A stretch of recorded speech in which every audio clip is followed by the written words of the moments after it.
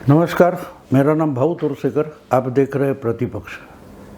दोस्तों, एक बात पिछले हफ्ते भर लोग मुझे पूछ रहे हैं कि ये क्या बात हुई कि संजय राउत, उन पर जो आरोप हो गए या बवाल खड़ा हो गया, उसमें खुद का बचाव खुद कर रहे।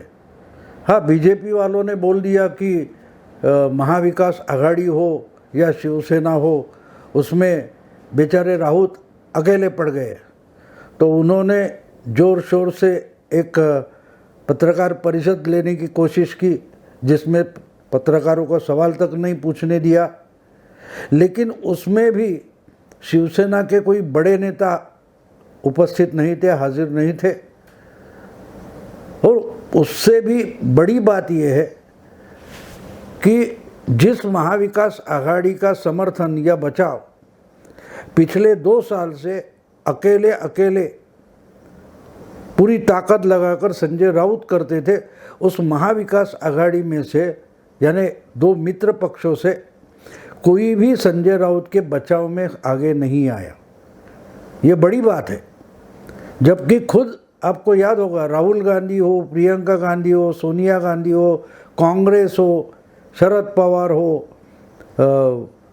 एनसीपी हो, इनके बारे में भी कुछ बात हो गई, बीजेपी वालों ने कुछ बोला, तो उन पार्टियों के यानी मित्र एनसीपी या कांग्रेस के प्रवक्ता बोले, उसके पहले संजय राउत बीजेपी वालों को सीधा जवाब देते थे, आगे आकर लड़ते थे। लेकिन जब खुद संजय राउत संकट में पड़ गए, गिर गए, घेरे हुए, तो उनके बचाव में दोनों मित्र पक्षों से कोई सामने नहीं आया। ये तो अजीब बात है, लोग पूछेंगे। और लोगों ने मुझे इसका जवाब पूछा कि भाई भाऊ जी, आप बताएं कि ये ऐसा क्यों हुआ है, कि क्यों मित्र पक्षों से कोई भी संजय के बचाव में नहीं आया। और शिवसेना में भी सब बड़े नेता बाजू में बैठ गए और संजय राउत को गाली गलौज तक उतरना पड़ा है। ये क्या मामला है? ऐसी क्या बात है कि संजय राउत अलग थलग पड़ गए, अकेले पड़ गए? उनको एक शो खड़ा करना पड़ता है कि भाई कम से कम कोई नहीं तो शिवसेना और चीफ मिनिस्टर उद्धव ठाकरे मेरे साथ है, ये बताने के लिए एक तमाशा क्यों खड़ा करना पड़ रहा है? और उससे भी बड़ी बात अगर कोई होगी तो इस पूरे मामले में 1 हफ्ता या ज़्यादा समय हो गया, फिर भी शरद पवार ने एक शब्द तक कुछ कहा नहीं है। ये क्या चमत्कार है? ये क्यों है? क्योंकि बार बार संजय राउत तो शरद पवार के समर्थन में और बचाव में बिना पूछे पहुंच जाते हैं, और जब संजय राउत की बारी आ गई तो शरद पवार ने एक शब्द तक नहीं बोला है कि भैया संजय राउत पर झूठे आरोप हो रहे हैं, जो कुछ है। बचाव में कुछ तो समर्थन में बोलना चाहिए। जबकि इतनी सराहना, इतना गुणगान संजय राउत शरद पवार जी का करते हैं, तो जब संजय राउत संकट में, तो 2-4 शब्द तो कम से कम संजय राउत के बचाव में शरद पवार जी ने बोलने चाहिए थे, लेकिन नहीं बोले। और 1-2 दिन नहीं, 10-15 दिन होने को आए और संजय राउत अकेले लड़ रहे। कुछ शिवसैनिक उनके पीछे खड़े हो गए, वो बात ठीक है। लेकिन शरद पवार जी का क्या? असल में मराठी या मीडिया में संजय राउत का मजाक उड़ाया जाता है। वो तो शिवसेना के एमपी है, लेकिन शरद पवार के प्रवक्ता है, ऐसे मजाक उड़ाया जाता है। लेकिन अपने ही प्रवक्ता जब संकट में घिरे हुए हैं, तो शरद पवार उनके बचाव में क्यों नहीं आए? ये एक बड़ा राजनीतिक सवाल है।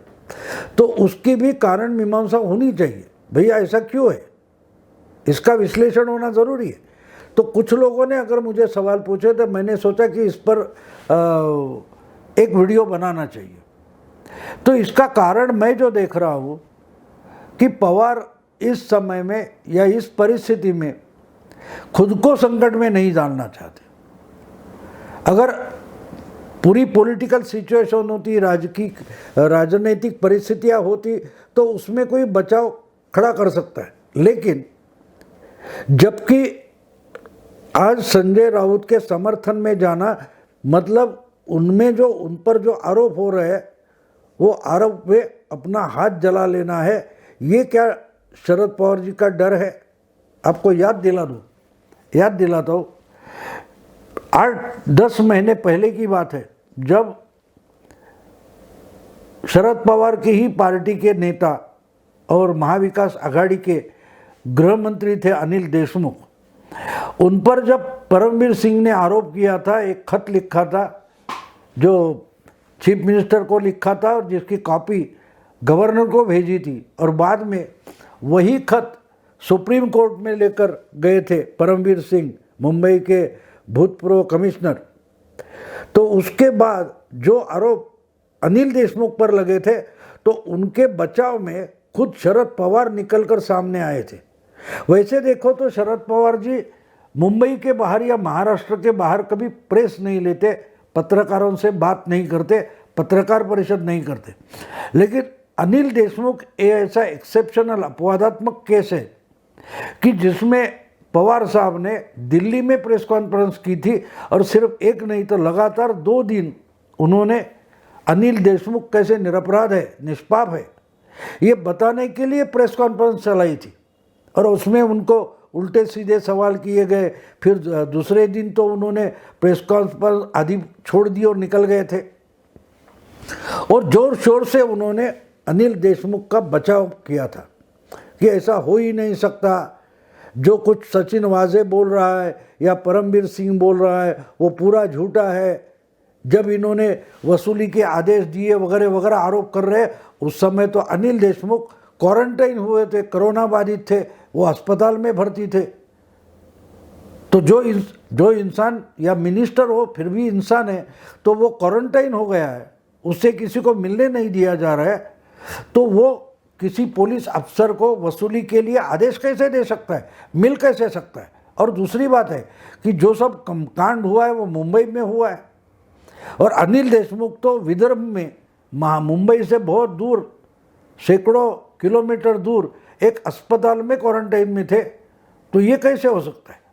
तो सब आरोप झूठ है, ये पवार साहब बता रहे थे। तो बीजेपी के जो आईटी सेल के प्रमुख है मालवीय, उन्होंने एक ट्वीट करके फोटो ही डाल दी थी कि जिस दिन को आप बोल रहे हो कि वो क्वारंटाइन हुए, वो तो अस्पताल के गेट पर ही पत्रकार परिषद ले रहे अनिल देशमुख। तो इससे पवार साहब इतने बुरे फंस गए थे कि अगले कुछ दिन तो उन्होंने अनिल देशमुख पर बोलना भी छोड़ दिया था। अनिल देशमुख बाद में उन पर समन्स निकला, उनको रिज़ाइन होना पड़ा, उनको होम मिनिस्ट्री छोड़नी पड़ी, मिनिस्ट्री से बाहर जाना पड़ा। उसके बाद उनके खिलाफ सीबीआई ने केस चलाने के इन्वेस्टिगेशन के आदेश दे दिए थे।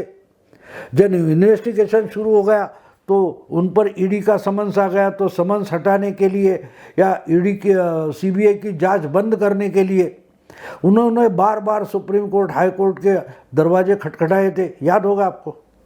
तो उस दौरान 5-6 महीने शरद पवार ने कभी अनिल देशमुख का बचाव तक नहीं किया, ना उनके समर्थन में वो सामने है। शुरुआत में जब इस्तीफा नहीं दिया था तो इस्तीफा देने की ज़रूरत कैसे नहीं, और अनिल देशमुख निरपराध कैसे, वो बचाव में शरद पवार सामने आ गए और फंस गए थे, उनके खुद के हाथ जल गए थे।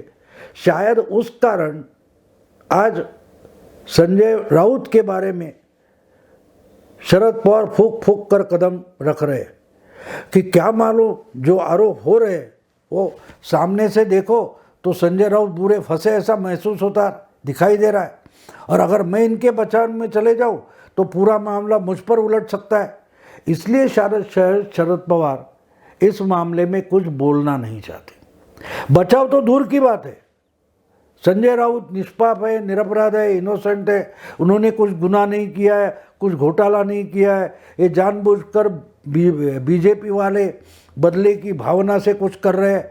ये आरोप शरद पवार हमेशा करते, बदले की राजनीति मोदी सरकार बीजेपी हमेशा बोलते। इस बात संजय राउत के बचाव में भी ऐसा कोई वक्तव्य, बयान शरद पवार जरूर दे सकते थे, लेकिन उन्होंने ऐसा बयान बिल्कुल नहीं दिया है। इसका मतलब उनके मन में कोई शक है। आपको याद होगा, ये मैं क्यों बोल रहा हूँ, मैं पवार साहब पर अन्याय बिल्कुल नहीं कर रहा हूँ। आपको याद होगा कि अनिल देशमुख से भी पहले उनके ही पार्टी के एक मिनिस्टर है, जो आज भी मिनिस्टर है, धनंजय मुंडे, उन पर एक महिला ने बलात्कार का और लैंगिक शोषण का आरोप लगाया था। तो उस वक्त किसी ने पूछा भी नहीं, उससे पहले शरद पवार जी बोल गए थे कि भाई जो आरोप है वो गंभीर मामला है, इसकी जांच होनी चाहिए, दूध का दूध पानी का पानी होना चाहिए, तो मामला गंभीर है। उन्होंने अपना मिनिस्टर होने के बावजूद भी धनंजय मुंडे का समर्थन नहीं किया था, वो बचाव में सामने नहीं आए थे, बल्कि उन्होंने कहा था कि भाई जो कुछ सच है झूठ है उसकी जांच होनी चाहिए। लेकिन अनिल देशमुख के बचाव में पवार साहब सामने आए थे। तो इसीलिए मैं बोल रहा हूँ कि आज जो संजय राउत बार बार पिछले 2-3 साल से हर बार शरद पवार के बचाव में खड़े हो जाते हैं, जब उनकी बारी आ गई तो शरद पवार उनके लिए बचाव में सामने नहीं आए। ये मामला इसलिए गंभीर बनता है क्योंकि शायद पवार साहब जानते, और वो धनंजय मुंडे की जो बात मैंने बताई वो आगे चलकर क्लियर हो गए कि जो महिला ने आरोप लगाया था वो झूठा नहीं था। धनंजय मुंडे की एक और महिला से कोई रिश्ते थे और उनसे बच्चे भी हुए थे, और वो दूसरी वाइफ का वगैरह दूसरी पत्नी का मामला था और सच निकला था। और शरद पवार ने उसका गांभीर्य मान लिया था, गंभीरता मान ली थी। इस मामले में भी पवार साहब चुप बैठे हैं, ना समर्थन कर रहे, ना कुछ भी बोल रहे। इसका मतलब साफ है कि शायद शरद पवार जी ने मान लिया है, जान लिया है कि जो मामला किरीट सोमैया ने सामने लाया है, या ईडी ने प्रवीण राउत नाम के कोई संजय के निकटवर्ती से कार्रवाई की है, निकटवर्ती पर कार्रवाई की है, उनकी ज़मानत जब्त की है, उनको भली सुबह जाकर अरेस्ट कर दिया है, उन पर कुछ आरोप लगे हैं, तो इस मामले में संजय राउत का बचाव नहीं हो सकता, ये शायद शरद पवार जी ने मान लिया है। अगर इनके बचाव में अब जाऊंगा तो जिस ढंग से अनिल देशमुख पे बचाव में फंसा था वैसे ही इसमें फंस जाऊंगा। एक बात साफ है, आपको याद होगा कि अनिल देशमुख के बारे में प्रेस कॉन्फ्रेंस फंसी, उसके बाद शरद पवार एक शब्द नहीं बोले थे। 6 महीने के बाद जब वो नागपुर गए थे और अनिल देशमुख के चुनाव क्षेत्र में गए थे, तब जाके उन्होंने एक बार वो बोल दिया कि अनिल देशमुख को अंदर रखा है, कोठरी पुलिस की कोठरी में रखा है, इसका जवाब बीजेपी सरकार को देना पड़ेगा वगैरह वगैरह। लेकिन उसके बाद फिर उन्होंने कभी अनिल देशमुख का नाम तक नहीं लिया, अपने होठों पर अनिल देशमुख ये नाम तक नहीं लाया। और वही शरद पवार अगर आज संजय राउत संकट में है तो उनके समर्थन में दो शब्द नहीं बोलते, तो इसका कारण आपको पता चलता है कि पवार भी खुद मानते हैं कि संजय राउत बुरे फंसे हैं। अगर इनके बचाव में मैं जाऊंगा तो शायद मैं भी फंसूंगा। तो अच्छा है कि ना इस तरफ से बोलो या ना उस तरफ से बोलो, चुप बैठो, मौनम सर्वर्थ साधनम, ऐसा कहा जाता है ना। कुछ बातें ऐसी होती है कि उस पर कुछ बोलने के बजाय चुप रहना ही फायदेमंद होता है। तो पवार साहब शायद जानते हैं या जान गए कि आज संजय राउत बुरा फंसा है और उसके समर्थन में जाना बहुत बड़ी राजनीतिक गलती हो सकती है। तो अगर ये पूरी बात हम समझ लें, तरीके से समझ लें, उसके पीछे जो लॉजिक है, तर्कशास्त्र है, वो अगर समझ ले, तो संजय राउत गाली गलौज पर क्यों उतर आए उसका पता लगता है। अगर थोड़ा भी कोई चांस होता, संभावना होती, तो जरूर शरद पवार इनके बचाव में आ जाते, जरा भी संभावना होती। लेकिन वो संभावना नहीं है। इसका सबसे बड़ा सबूत यही है कि पवार साहब संजय राउत के समर्थन में एक शब्द तक नहीं बोल रहे हैं। और जब कोई इतना बुरा फंस जाता है तो गुस्से से पागल हो जाता है, उसका गुस्सा अनावर हो जाता है, उसके मुंह से जो शब्द निकलते हैं उस पर उस व्यक्ति का कंट्रोल नहीं रहता, नियंत्रण नहीं रहता। तो संजय राउत शब्द उच्चारने के बजाय गालियां गलौज बोल रहे। बीजेपी को कोई नेता हो गए या किरीट सोमैया हो, उनके बारे में अगर संजय राउत इतने गंदे शब्द और गंदी गालियां का इस्तेमाल कर रहे हैं, इसका मतलब साफ है कि उनको भी पता चला है कि मैं बुरा फंस गया हूँ और इसमें से शायद ही कोई मुझे सुरक्षित बाहर निकाल सकता है। सुरक्षित बाहर कोई नहीं निकाल सकता। इसकी जो जानिब है, इससे संजय राउत बौखला गए। और जबकि इसमें ऐसे मामले से बाहर निकलने के कोई रास्ते हो सकते, तो वो रास्ते भी दिखाने वाला सबसे चतुर इंसान, कुशल इंसान शरद पवार ही है।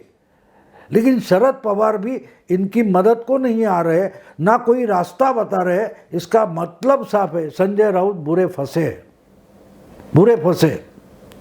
अगर कुछ भी चांस होता, कुछ भी संभावना होती, तो मुझे पूरा विश्वास है कि शरद पवार इनकी मदद के लिए दौड़ कर आते।